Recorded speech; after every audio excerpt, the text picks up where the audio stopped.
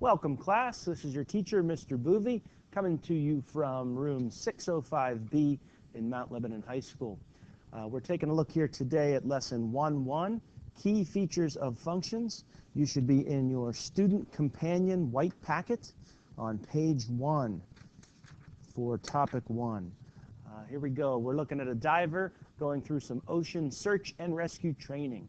The graph is showing the relationship between her depth and the time in seconds since she started her dive.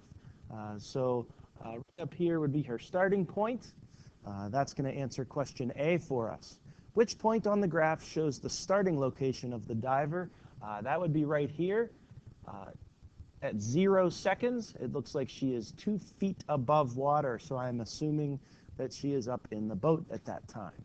So the answer for part A will be 0, 2. 0 is the time, and positive 2 would be her depth because she is above the water. Next we have part B. What details can you determine about the dive from the coordinates of the point 5, -8?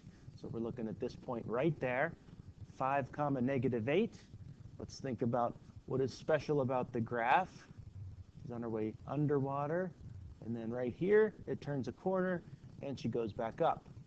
So the details about that point would be that that's where she reached her minimum,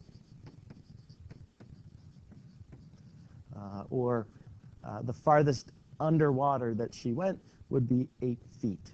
So at 5 seconds she was 8 feet below the surface.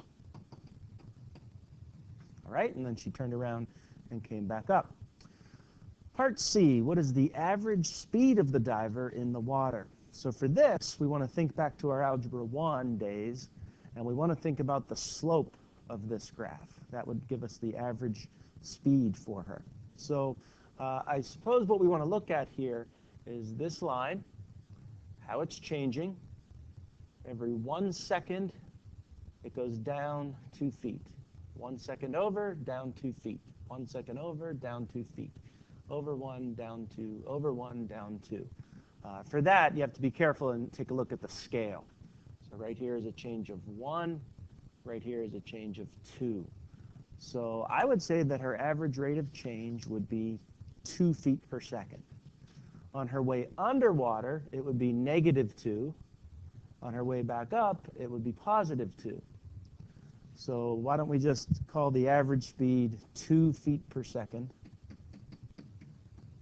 ignoring whether or not she was on her way down or on her way back up. So that would be a fine answer for part C. All right, here we go. Let's take a look at part D. What does the V shape of the graph tell you about the dive? What information does it not tell you about the dive? So the fact that it is a V would tell me that she's going down and then turning around and coming back up. What this does not tell us, it's a little, might be a little confusing at first when you look at this. It actually does not tell us how far she's traveling horizontally.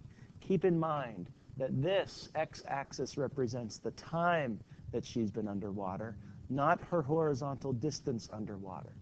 So as far as we know, maybe she left her boat was right here, and she jumped out of the water and went straight down and came straight back up. All right, all we know is the time versus her depth.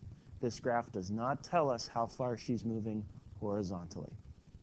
All right, that concludes the explore and reason portion of the lesson.